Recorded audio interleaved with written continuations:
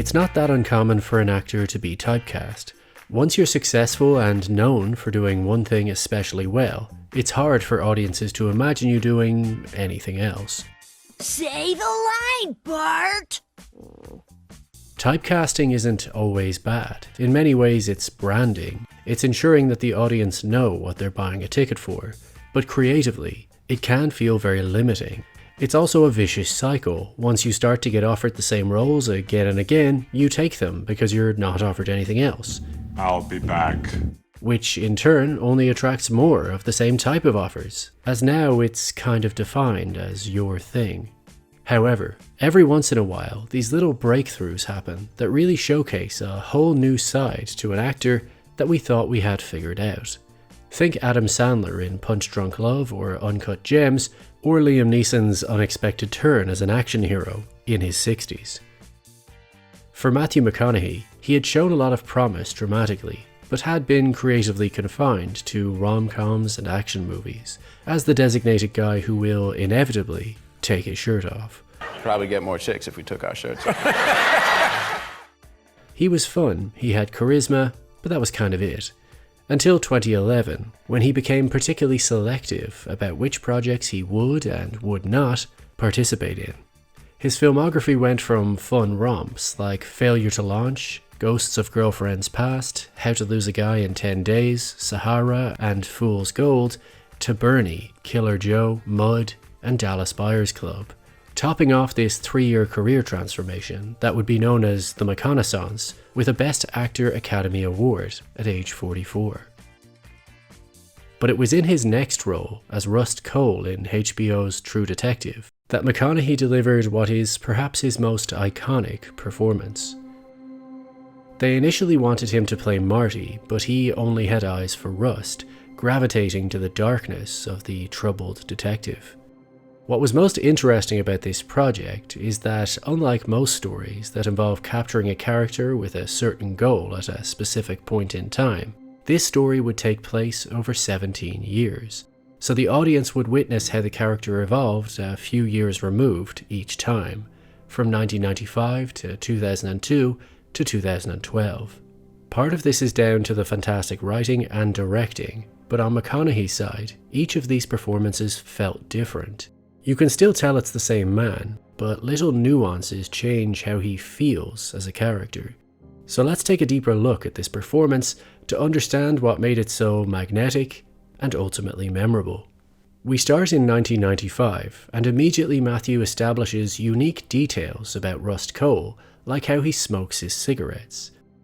Clasped between just his thumb and his index finger, he takes a long drag deep into his lungs, and then he tends to swallow it rather than puffing it out. It's all about the inhaling, but he barely exhales at all to show off the smoke. If he had made him a cool smoker, blowing smoke rings or exhaling in interesting patterns, it would have said something very different about Rust's character, that he's a bit of a peacock, a showboater. But instead it seems that smoking is all about doing maximum damage with minimal spectacle.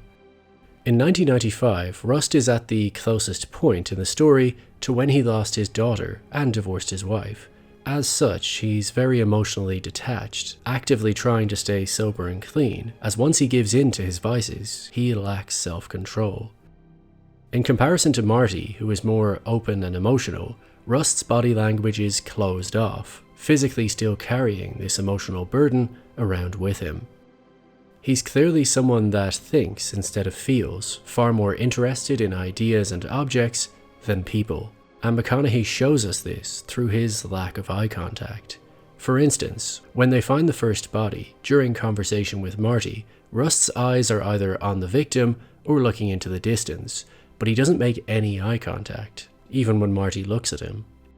This shows us that Rust is introverted and tends to get lost in his thoughts. Whereas most buddy cop movies involve lots of back and forth dialogue, even disagreement, they're usually colliding via eye contact. We learn about who they are based on how they look at one another. Whereas Rust is distant, his body is technically present, but his mind is persistently elsewhere. There's a darkness to him, and it's all through his eyes. I can see your soul at the edges of your eyes. It's corrosive, like acid. When 1995 Rust does make eye contact with people, it's because he's engaging in conflict with them. So he's either in his own head, looking elsewhere, disengaged, or his eyes are on you, and it's a problem. Check out this moment here. Rust is verbally attacked by a colleague. He approaches, but is looking slightly to the right, no eye contact. Then smack, slaps him across the face, still no eye contact, looking down, then finally looks up to engage. This makes the brief moments of eye contact far more impactful. We don't consciously register why that is when we first watch it, but we recognize that it just feels more intense for some reason, and that's because it's rare for him to do it. So once he actually does, it signals that he's prepared to go further than anyone else in the room could imagine. 1995 Rust is very contemplative. McConaughey shows us that he chooses each word carefully with these pauses before he speaks. Do you like your job? Not exactly. I was married, Marty, for 3 years. We had a baby girl. She died. He doesn't rush into saying anything he hasn't already thought through. Because he's so emotionally disengaged, as a defense mechanism to avoid real loss, he possesses a nihilistic level of calm in all situations. He can be talking about having his own face ripped off with pure detachment, and even when Marty threatens him, igniting some eye contact, notice how steady he is. You got some self-loathing to do this morning, that's fine. He sees through Marty's emotional overreactions, and isn't afraid to speak the truth in a calm, slow, considered way. In 2002, Rust evolves into a more open detective. He's now in charge of interrogating suspects, whereas before he would sit back and assess, now he's physically engaging more. You wouldn't describe him as warm, but he's not quite as emotionally distant. So McConaughey is showing us that Rust is visibly further away from his grief, and it seems that having closed the case in 1995 has settled some of his demons. However, he's triggered back into a darker side of himself when a criminal informs him that the case isn't closed, that the killer is still out there. Whereas 1995 Rust was all about the items and evidence, 2002 Rust has become more interested in people, now really trying to read the person he's talking to, and he still smokes the same way. But then we fast forward to 2012, and this version of Rust has evolved even more. Whereas before he would try to avoid drinking alcohol and control his vices, now he's completely given into it as a part of who he is. He no longer feels shame, he's more comfortable in his own skin, not trying to be anyone or anything else. When you reach a certain age, you know who you are. This later version of Rust seems more tired, weathered and cynical than ever before, but he's a lot more emotionally open and willing to engage, and that's clear in McConaughey's body language. His arms are open, signaling he's ready to be seen, whereas before he was shut down and closed off, little engagement with minimal chosen words to express himself.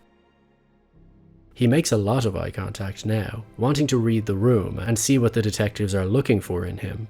McConaughey is an expert at delivering lines in such a natural way that they feel improvised, as he looks like he's plausibly thinking off the top of his head in real time.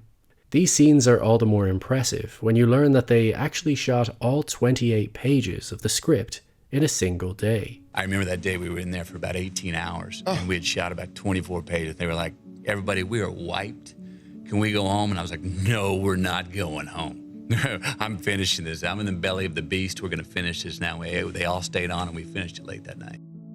He still smokes the same way, but his drags have become even longer and more destructive. He's a talker with a clearly defined worldview, but notice the little details, like how much more open McConaughey's expressions are. The audience don't know what's happened since his interest in the case was reignited, but whatever's happened in the last decade, Rust's eyes are wider than ever before, like he's seen too much and now his eyes are just permanently open. I won't avert my eyes. Not again. But as chatty as 2012 Rust is, Matthew still doesn't give everything away. The pain that existed in 1995 is still there, but it manifests differently. Once he has to say his daughter's name, the performance changes. Sophia, my daughter. This deep, strained breath, as if he has to pull her name out of the quicksand of his subconscious, because the pain is still just as powerful. He can't make eye contact, just unravels information sentence by sentence. She was on her tricycle. We lived on a little bend in the road, and much more similarities to the withdrawn way he used to speak in '95 than the 2012 Rust. So we can see that he has evolved as a man, but certain pain still resides deep inside of him and can only be expressed in a certain way. But this next line, as he tries to describe the accident, it shows that even though Rust flippantly said he was perfectly willing to talk about it, he still can't engage with the words yet. they said that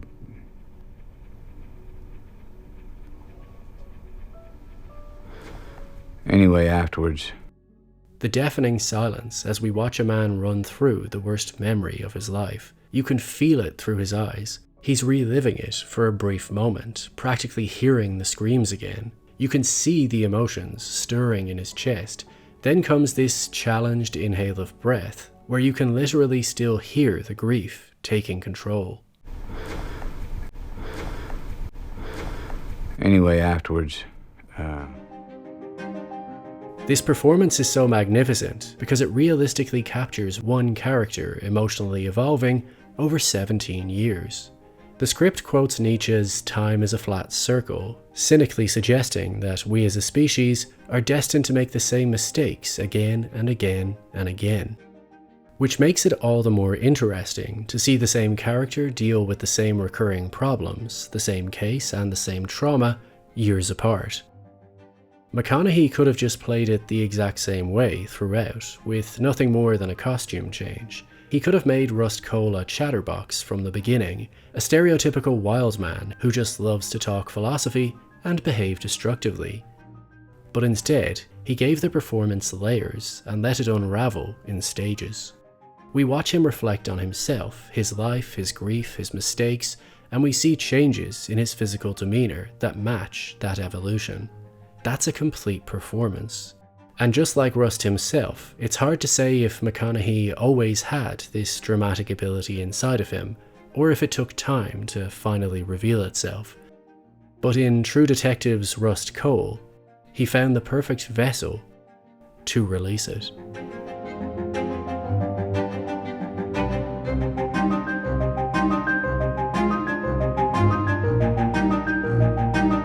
If you enjoy content like this and want to see more of it, please do consider supporting me on Patreon, as it really does make a difference to how much content I can pump out. Or if you can't afford that, then simply like the video, subscribe, and leave a comment down below to help the algorithm do its thing.